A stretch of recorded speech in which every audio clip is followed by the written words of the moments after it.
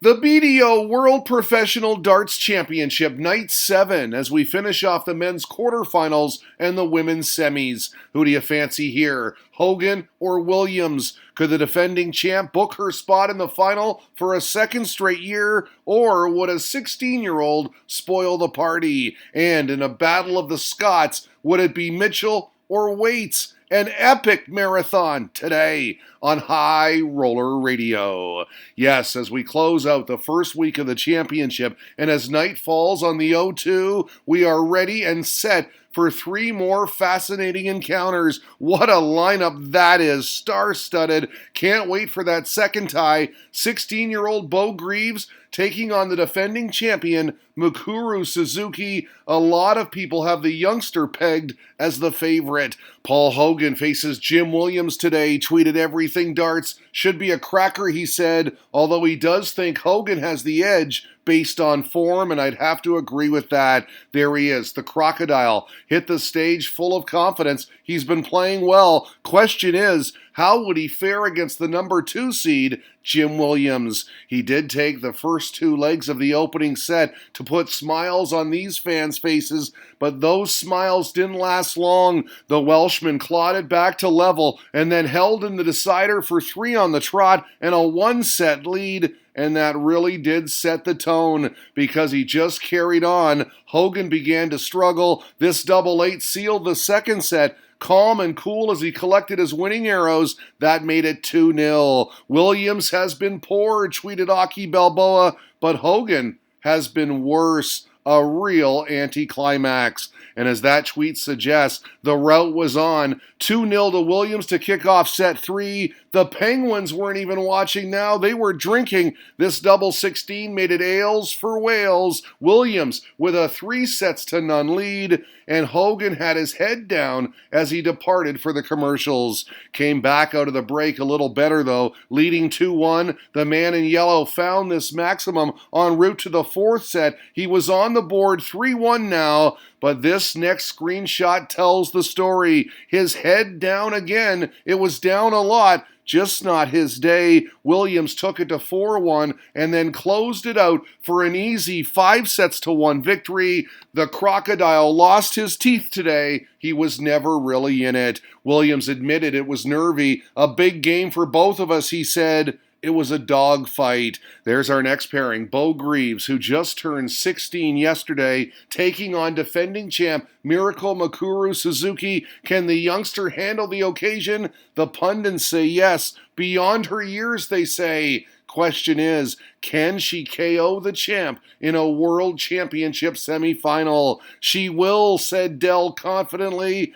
I'm such a big fan of Beau Greaves, tweeted the Anomaly of Betting, and a lot of people are. She's a great player. As for the Japanese sensation, she milked her walk-on. Baby Shark in full effect. They exchanged holds to start. Third leg opening set. Bam! Greaves pinning the bullseye for a hold in 2-1. Suzuki would level, and then in the last leg, drama. On 51, Greaves hit treble 19 instead of the single, bust her score, ouch, and Suzuki pounced. Double 16 for the opening set. She stole that one. A costly mistake from the youngster. Credit to her, though. She regrouped quite nicely in set 2, took out 76 for 2-0, and then made good on double 16, 3 straight for 1 set apiece. The experience of Suzuki began to shine through in the third set, though. This double 10 good for 2-0. She was on the verge of victory, only at the darts. Iran shot it down, say these guys,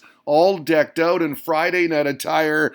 Well, Makura shot down Beau this evening, 3-0 in the third set, and she goes on to her second straight World Championship final. I'm just so happy. I'm very scared of her, she said. She's a fantastic player, and she will be even better soon. Yes, something tells me that Beau won't lose that match next year. Well done, Suzuki. I love her, tweeted Martin Waller, who was dancing with her during the Baby Shark walk-on right near the front row. Martin is loving the darts today. Would Scott Mitchell be loving the darts after his date with Scott Waits? His walk-on was lively. Then once on stage, he literally let the dogs out, wagging the dog, a stuffed animal, and then he tossed it into the crowd. And he had his paws all over the first set as well, won it 3-1, nice and relaxed, and he had the early advantage. Not for long, though. The second set was all Scotty too hotty. He took out 78 expertly for 3 on the spin, and 1 set each, level peggings.